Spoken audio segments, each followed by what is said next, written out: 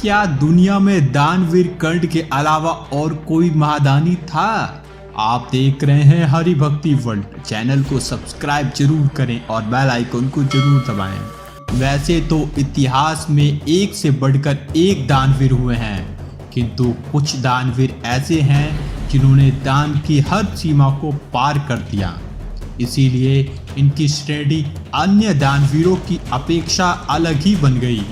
आइए आज कुछ ऐसे ही दानवीरों के विषय में जानते हैं। दैत्यराज बाली, प्रहलाद के पुत्र एवं विरोचन के पुत्र, इन्हें सबसे बड़ा दानवीर माना जाता है, जिन्होंने भगवान वामन को न सिर्फ पृथ्वी एवं स्वर्ग अपितु स्वयं को भी दान दे दिया। इन्होंने भगवान वामन को 3 पग भूमि दान देने का निश्चय किया, वो भी ये जानते हुए कि वे साक्षात विष्णु अवतार हैं। जब वामन देव ने 2 पगों में पृथ्वी और स्वर्ग को नाप लिया, तब तीसरे पग के लिए उन्होंने अपना शीश आगे कर दिया, जिससे वामन देव अत्यंत प्रसन्न हुए और इन्हें चिरंजीवी बनाकर पाताल लोक का स्थायी राजा प्रदान किया। महर्षि दधीचि, महर्षि अर्थवर्ण के पुत्र एवं ब्रह्मा के पुत्र ने दान की सर्वोत्तम परिभाषा स्थापित की। इन्होंने अंत काल तक तप कर अतः पुण्य अर्जित किया। जब वृत्रासुर ने अत्याचार किया तो उसके वध के लिए इंद्र को एक महान दिव्य अस्त्र की आवश्यकता पड़ी। तब उस अस्त्र के लिए ऋषि दधीचि ने अपने प्राणों का त्याग कर दिया और उनकी हड्डियों से भगवान विश्वकर्मा ने वज्र का निर्माण किया, जिससे इंद्र ने वृत्रासुर का वध किया। राजा हरिश्चंद्र, इन्होंने तो दान की सारी सीमाएं पार कर दी।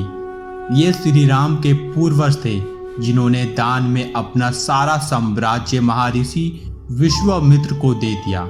जीवन यापन के लिए इन्होंने एक चंडाल के यहाँ नौकरी की। धर्म के लिए अपनी पत्नी और पुत्र को दान कर दिया। इनका एकमात्र पुत्र मर गया, तब भी इन्होंने सत्य का मार्ग नहीं छोड़ा और अपनी पत्नी से अपने ही पुत्र को जलाने के लिए कर मांगा, वो भी कहाँ देती। तब उन्होंने अपनी साड़ी का आधा भाग फाड़कर अपने पति को ही दान दिया। तब आकाश से देवताओं ने पुष्प वर्षा की और इनका यश युग युगांतर तक फैल गया। राजा शिवी, राजा उनिस्कर के पुत्र, एक बार धर्मराज ने इनकी परीक्षा लेने के लिए एक कबूतर के रूप में इनके पास गए और एक बाज से अपने प्राणों की रक्षा करने को कहा। माया रूपी बाज ने कहा कि वो राजा हैं, इसलिए उसके भोजन का प्रबंध करना ही उनका दायित्व है। तब महाराज शिवी ने कबूतर के भार के बराबर अपना मांस देना स्वीकार किया। वो एक पार्ले में कबूतर को रखकर दूसरे में अपने शरीर का मांस काट काट कर रखने लगे, किंतु जब पंडाल नहीं झुका तो अंततः वे स्वयं तराजू पर बैठ गए, जिससे भार बराबर हो गया। तब शिवी ने बाज से कहा कि वो उन्हें खा लें। तब धर्मराज ने उन्हें दर्शन दिए और उन्हें आशीर्वाद दिया। एकलव्य, एक बार पांडव वन भ्रमण को निकले तो एक कुत्ता देखा जिसका मुंह पांडव से भरा था, किंतु वो जीवित था। अर्जुन और द्रोणाचार्य ये देखकर हैरान रह गए।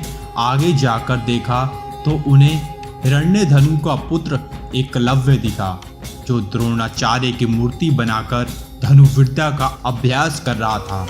द्रोण अर्जुन को सर्वश्रेष्ठ धनुर्धर बनाने का वचन दे चुके थे, इसीलिए उन्होंने गुरु दक्षिणा में एकलव्य का अंगूठा मांग लिया, जिससे एकलव्य ने बिना सोचे दे दिया।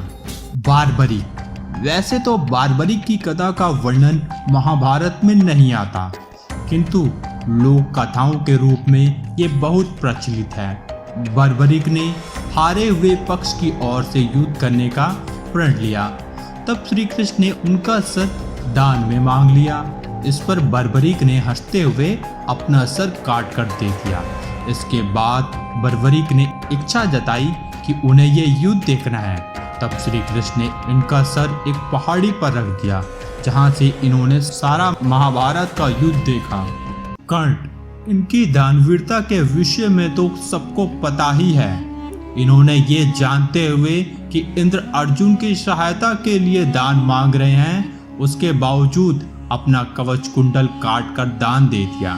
कुंती को दान के रूप में इन्होंने 4 पांडवों को जीवन दिया और इसी कारण युधिष्ठिर, भीम, नकुल और सहदेव को परास्त करने के बाद भी उनके प्राण नहीं लिए। प्रतिदिन सूर्य पूजा के बाद इनके पास जो कुछ भी होता था वे ये दान कर देते थे। इनके द्वार से कोई याचक कभी खाली नहीं गया। तो दोस्तों, कैसी लगी आज की हमारी ये जानकारी? अगर आपको ये जानकारी अच्छी लगी है तो वीडियो को लाइक, चैनल को सब्सक्राइब जरूर करिएगा। धन्यवाद।